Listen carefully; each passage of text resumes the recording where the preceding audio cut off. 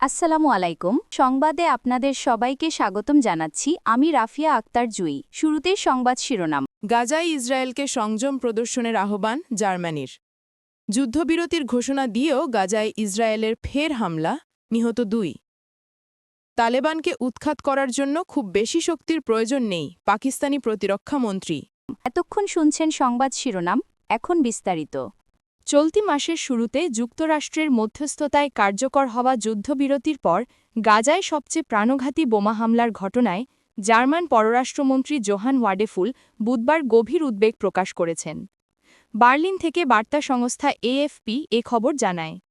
German পররাষ্ট্র মন্ত্রণালয়ের এক বিবৃতিতে বলা হয়েছে, গাজাবাসীর ভোগান্তি এড়াতে আমরা ইসরায়েলকে সামরিক সংযম প্রদর্শনের আহ্বান জানাচ্ছি। যুদ্ধবিরতির ঘোষণা দিয়েও ফিলিস্তিনের অবরুদ্ধ গাজার উত্তরাঞ্চলে আবারও বিমান হামলা চালিয়েছে ইসরায়েলি বাহিনী।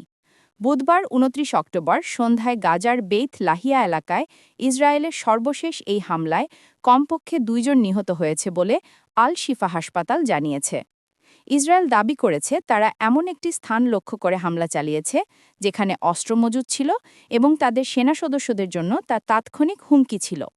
এই হামলা গাজায় 10 অক্টোবর কার্যকর হওয়া ভঙ্গুর যুদ্ধবিরতিকে আরও অনিশ্চয়তার মধ্যে ঠেলে দিয়েছে।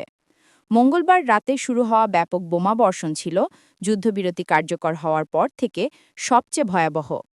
মঙ্গলবার দক্ষিণ গাজার রাফায় ইসরায়েলের এক সৈন্য নিহত হওয়ার খবরের পর প্রধানমন্ত্রী বেনিয়ামিন নেতানিয়াহু গাজায় শক্তিশালী প্রতিশোধমূলক হামলার নির্দেশ দেন। গাজার স্বাস্থ্য মন্ত্রণালয় জানিয়েছে এর ফলে 104 জন নিহত হয়েছে, যাদের বেশিরভাগই নারী এবং শিশু। ইসরায়েলের দাবি তাদের হামলায় হামাসের বেশ কিছু নেতা নিহত হয়েছেন। এরপর তারা বুধবার দুপুরে আবারও যুদ্ধবিরতিতে ফেরার ঘোষণা দেয়। মার্কিন প্রেসিডেন্ট ডোনাল্ড ট্রাম্প জোর দিয়ে বলেছেন, সাম্প্রতিক হামলা সত্ত্বেও যুদ্ধবিরতি ঝুঁকির মধ্যে নেই। আঞ্চলিক মধ্যস্থতাকারী কাতার হামলায় হতাশা প্রকাশ করলেও তারা জানিয়েছে তারা এখনও যুদ্ধবিরতির পরবর্তী ধাপে অগ্রসর হওয়ার বিষয়ে আশাবাদী। এই ধাপে হামাসের নিরস্ত্রীকরণও অন্তর্ভুক্ত রয়েছে।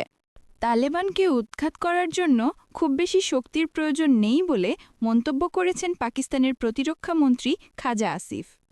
বুধবার ২৯ অক্টোবর পাকিস্তানি গণমাধ্যম ডনের এক প্রতিবেদনে এই তথ্য জানানো হয়েছে। পাকিস্তানি প্রতিরক্ষামন্ত্রী বলেন, পাকিস্তানের শক্তি সম্পর্কে হয়তো তালেবানের সঠিক ধারণা নেই।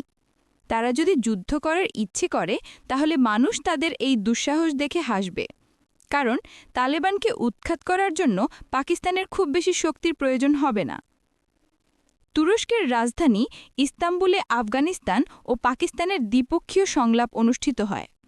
ওই সংলাপ ব্যর্থ হওয়ার পর পাক প্রতিরক্ষামন্ত্রী বলেন, তালেবান যদি ইসলামাবাদের হিম্মতের পরীক্ষা নিতে চায় তাহলে তাদের শেষ পরিণামের জন্য প্রস্তুত থাকতে হবে। তালেবানকে উদ্দেশ্য করে এক এক্স বার্তায় খাজা আসিফ বলেন, আমরা আপনাদের অনেক অকৃতজ্ঞতা সহ্য করেছি, আর সহ্য করতে পারব না। তিনি আরও বলেন, পাকিস্তানের ভেতর আর যদি কোনো আত্মঘাতী কিংবা উগ্রবাদী হামলা হয় তাহলে এর জন্য তালেবানকে চড়া মূল্য পরিশোধ করতে হবে। পাকিস্তানি প্রতিরক্ষামন্ত্রী বলেন, মিত্র দেশগুলোর অন্যদের পরিপ্রেক্ষিতে আমরা সংলাপে অংশগ্রহণ করেছি, কিন্তু আফগানিস্তানের কিছু নেতৃবৃন্দের গুরুতর বক্তব্য তালেবানের দ্বিচারিতাকে প্রকাশ করে। এক্সবার্তায় তিনি আরও বলেন, আমি নিশ্চিত করে বলতে পারি যে তালেবানকে ক্ষমতা থেকে উৎখাত করার জন্য এবং তাদেরকে আবারও গুহায় ফেরত পাঠাতে পাকিস্তানের খুব বেশি শক্তি খরচ করতে হবে না।